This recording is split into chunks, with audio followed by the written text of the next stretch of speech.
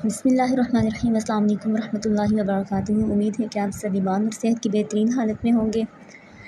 आज हम जिस चीज़ को देखने वाले हैं वो है कि आप मोबाइल से अपनी प्रेजेंटेशन कैसे बना सकते हैं। कौन सी ऐसी ऐप है जहाँ पे आपको सारा कंटेंट इजीली अवेलेबल होता है और आपने जस्ट थोड़ा सा टाइम लगा के एडिटिंग करनी है और आपका मन चाहा जो कंटेंट है आपको मिल जाता है।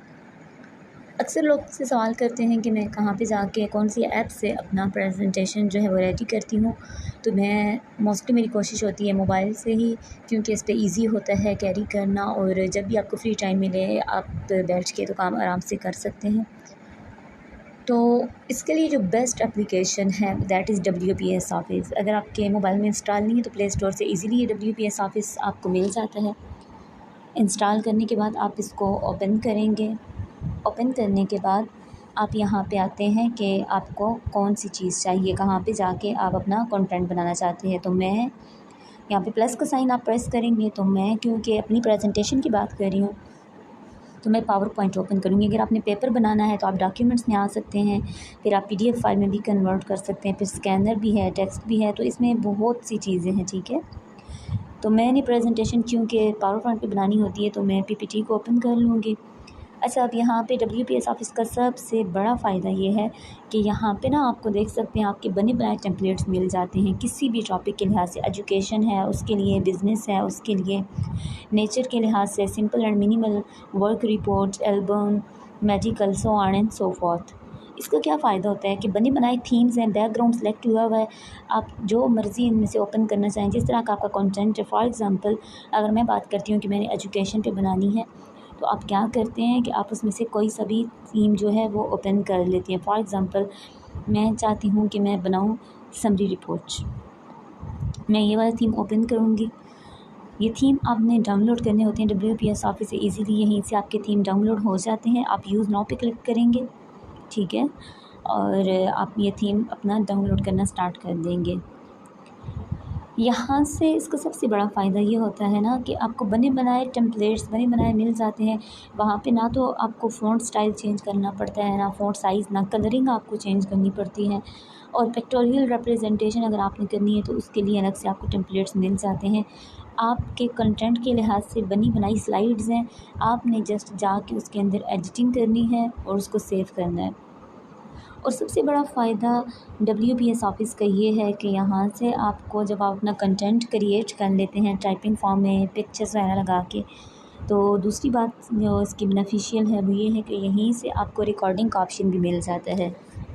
आप स्लाइड के लिहाज से रिकॉर्डिंग करते हैं, ठीक है, जितना आपने किसी स्लाइड पे बोलना होता है वो बोल देते हैं आप। और जब आप सारे का सारा अपना कंटेंट वॉइस ओवर कर लेते हैं तो उसके बाद आप उसको सेव कर लेते हैं। सेव करने के बाद वो चीज़ जो है डायरेक्ट आपकी गैलरी में भेज देता है WPS ऑफ़िस। तो ये बहुत बेनिफिशियल ऐप है। चाहें तो आप ख़ुद से भी ब्लैंक स्लाइड कलेक्ट करें और उसको ओपन करके तो वहाँ पे अपनी मर्ज़ी का बैकग्राउंड सेलेक्ट करें, अपनी मर्ज़ी का थीम रखें, जो भी चाहें आप, या चाहें तो बनी बनाई थीम्स आप ले सकते हैं। दोनों ही बेनिफिशियल हैं। और फिर जब ये आपके डाउनलोड होकर गैलरी में चली जाती है वहाँ पे आपकी सेव हो जाती है, इधर भी सेव हो जाती है। अगर बेशक आप गैलरी से डिलीट भी कर दें ना अपनी ये जो प्रेजेंटेशन आपने फाइनली बना ली है वॉइस ओवर करके, वहाँ से गैलरी में अगर आपको स्पेस का प्रॉब्लम आ रहा है तो आप वहाँ से डिलीट कर सकते हैं, नो प्रॉब्लम। लेकिन वो जो आपकी प्रेजेंटेशन है वो यहाँ पे सेव रहेगी अनटिल देन कि आप ख़ुद उसको सिलेक्ट करके परमानेंटली डिलीट ना करें। तो ये थीम्स जो होती हैं डाउनलोड होने में थोड़ा टाइम लेती हैं, जो भी चाहें आप कर लें। अच्छा, इसमें ये होता है कि ना हर थीम के स्लाइड्स होती हैं डिफरेंट। फॉर एग्ज़ाम्पल हो सकता है किसी थीम की आपके पास 35 स्लाइड्स आ जाएँ, किसी की आपके पास 20 स्लाइड्स आ जाएँ, और हो सकता है आपको उसमें से सिर्फ 10 की ज़रूरत हो। आपका कंटेंट हो ही इतना कि आप 10 स्लाइड्स में उसको कवर कर लें तो कोई प्रॉब्लम नहीं है। आप एक्स्ट्रा जो उसके अंदर से स्लाइड्स होती हैं ना उसको आप डिलीट कर सकते हैं।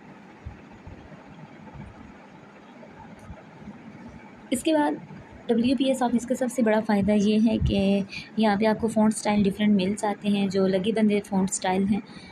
अगर आप एक्स्ट्रा फ़ॉन्ट स्टाइल यूज़ करना चाहते हैं तो उसके लिए आपको पैकेज बाय करना पड़ता है। फिर दूसरी बात ये कि साथ साथ इसकी अपडेट्स आती रहती हैं, और जब भी अपडेट आती है ना हमेशा कोई ना कोई नई चीज़ इसमें शामिल होती है। जैसे देखें, जब ये मैंने डाउनलोड की ऐप तकरीबन आज से 1 साल पहले, तो इसके अंदर मुझे इस तरह की थीम्स देखने को नहीं मिले, ये टेम्पलेट्स जो थे। मैं ख़ुद ही इसके अंदर से जब भी कोई चीज़ क्रिएट करनी होती थी तो ख़ुद ही ब्लैंक स्लाइड लेके कलेक्ट करके उसको फिर वहाँ पे अपना फ़ॉन्ट स्टाइल जो भी मैंने करना होता था करती थी। लेकिन अब ये है कि बनी बनाई टेम्पलेट्स हैं, आपके मनचाहे टेम्पलेट्स हैं, आपके टॉपिक के लिहाज से बनी बनाई स्लाइड्स हैं। जस्ट आपने क्या करना है कि गैलरी में पिक्चर्स को ओपन करके रख लें, जो भी आपने करनी है डाउनलोड कर लें, ठीक है, अपने टॉपिक के लिहाज से, या स्लाइड में एडिट करें और फिर उसके लिहाज से आप करते जाएं, ठीक है। जो भी आपने एडिटिंग करनी है आप इजीली कर सकते हैं। WPS ऑफ़िस का सबसे बड़ा फ़ायदा ये होता है, बहुत से लोग ना और भी रिकमेंड करते हैं कि और भी ऑफ़िसेज़ हैं, आप उसको डाउनलोड कर सकते हैं, लेकिन मैं इसको इसलिए मानती हूँ कि इसमें तमाम जितने भी आपके MS ऑफ़िस की जितने भी कंटेंट है ना, MS Excel, PowerPoint, documents, etc, वो सारे मिल जाते हैं। और यहाँ पे आपको डायरेक्ट PDF कन्वर्टर भी मिल जाता है कि आपने कोई स्लाइड अपनी डॉक्यूमेंट में तैयार की है, आप चाहते हैं कि उसको आप PDF में करें कन्वर्ट, तो वहाँ पे फिर आप उसको PDF में भी कन्वर्ट कर देते हैं। तो बस हमारी तकरीबन टेम्पलेट डाउनलोड होने वाली है। अगर आपका नेट जो है वो स्लो नहीं है, मतलब ठीक चल रहा है और आप सिंपल यही काम करें, तो फिर तो ये 1 सेकंड के अंदर आपकी हार्डली 1 मिनट लगता है इसको डाउनलोड होने में। लेकिन चलें, हम लोगों ने साथ डाउनलोड किया और साथ अपने बहुत से पॉइंट्स क्लियर कर लिए।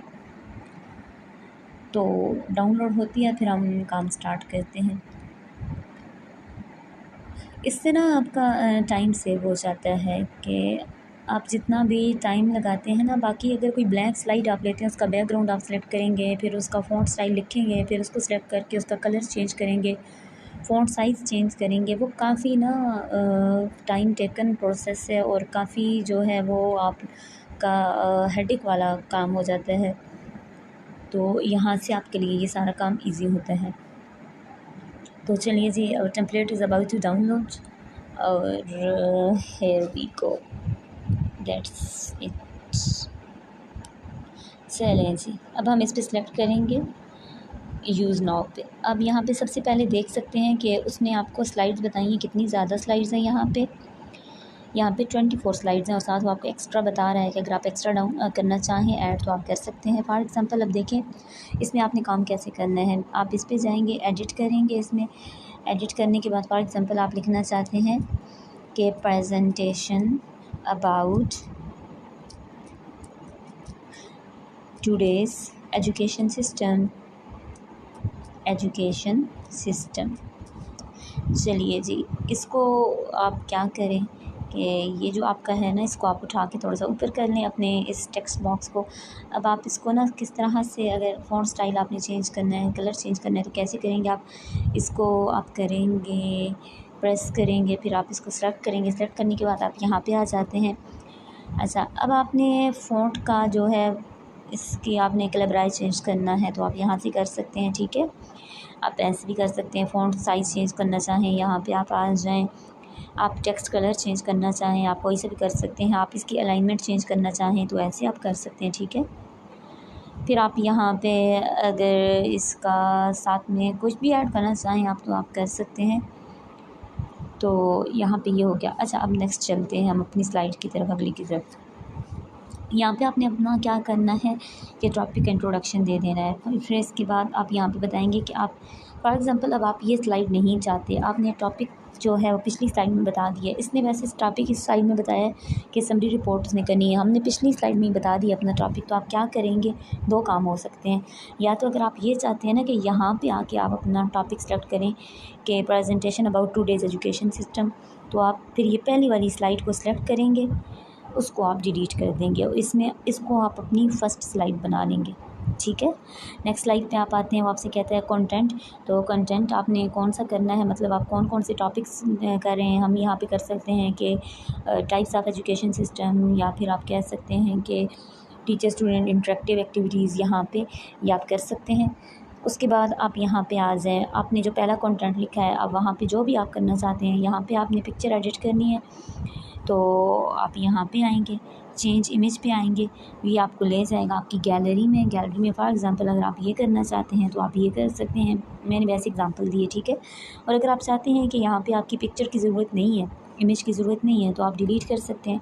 फिर आप अगर ये चाहें कि आपका ये वाला जो कंटेंट है ये आपका थोड़ा सा बड़ा हो जाए, सॉरी ये वाली जो स्लाइड है, तो आप यहाँ पे इसकी एडिटिंग कर सकते हैं, ठीक है। लेकिन अगर आपको ये भी स्लाइड यूज़फुल नहीं लग रही तो आप इसको डिलीट कर दें। फिर यहाँ पे आप अपनी मर्ज़ी से जो जो टॉपिक है ना आप उसको चेंज करते जाएँ, सिलेक्ट करते जाएँ।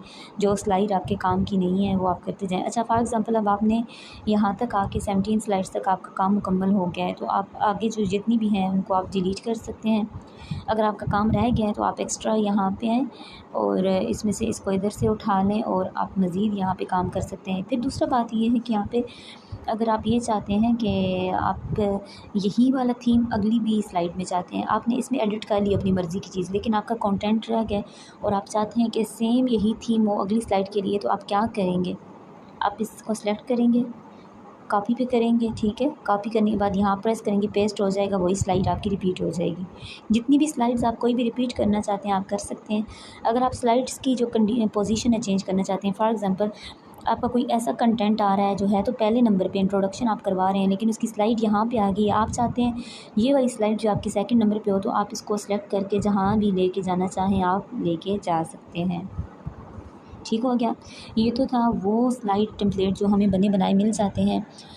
अब मैं आपको बताती हूँ कि जो स्लाइड्स आपने ख़ुद करनी होती हैं, अगर आप अपनी मर्ज़ी से कुछ भी सेलेक्ट करना चाहते हैं, आप चाहते हैं कि आपको बिल्कुल ब्लैंक स्लाइड मिले जिसमें आप अपनी मर्ज़ी से काम करें, तो उसमें भी कोई प्रॉब्लम नहीं है।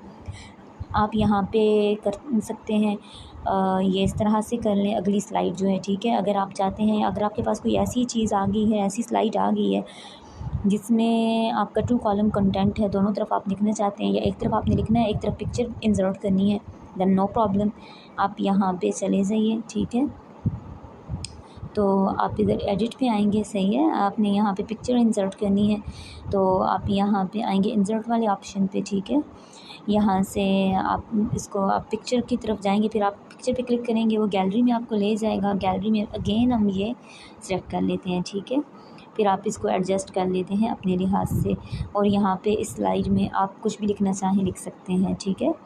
फिर आगे आप मज़ीद अगर स्लाइड चाहते हैं कि आपकी अगली स्लाइड जो हो वो उसमें ये हो कि सिर्फ़ आपने क्या करना है, ये सेक्शन हेडर है या कंपैरिजन करना है या सिर्फ टाइटल है या इस तरह की पिक्चर एंड टाइटल वाली है, जो भी आप करना चाहें आप अपनी मर्ज़ी से यहाँ से सिलेक्ट कर सकते हैं। उसको आप सिलेक्ट करेंगे वो यहाँ पे आ जाएगी। Same is the case with it, अगर आप इसकी कंडीशन चेंज करना चाहते हैं पोजीशन, तो आप इसको सिलेक्ट करके इधर ले आएंगे, ठीक है। अच्छा, ये तो बात होगी यहाँ पे। अगर आप इसका बैकग्राउंड चेंज करना चाहते हैं तो हम क्या करेंगे? बैकग्राउंड चेंज करने के लिए आप इंसर्ट पे जाएंगे, ठीक है। नीचे आप आएंगे, वहाँ पे आपको मिलेगा इसका बैकग्राउंड, डिज़ाइन पे आएँ, ठीक है। बैकग्राउंड पे आ जाएँ। अच्छा, बैकग्राउंड में आप 2 चीज़ें आपको देते हैं, या तो आप कलर लगा सकते हैं, ठीक है, कलर बैकग्राउंड करें और फिर आप एल्बम से सिलेक्ट करते हैं, आप चाहते हैं कि आप ये वाला अपना बैकग्राउंड लगाएं तो ये भी आप कर सकते हैं, ठीक है। तो आप बैकग्राउंड सबका सिलेक्ट कर सकते हैं। फिर बैकग्राउंड सेलेक्ट करने के बाद आपने क्या करना है, इसमें एडिटिंग करके आपने इसको सेव कर लेना है। फॉर एग्ज़ाम्पल आपने सारी की सारी स्लाइड्स जो है रेडी करनी है, आप चाहते हैं कि आप यहीं से इसकी रिकॉर्डिंग कर लें, तो आप इस पर सेलेक्ट करेंगे, इसको आप करेंगे सिलेक्ट, ठीक है। यहाँ से वो आपकी रिकॉर्डिंग करना शुरू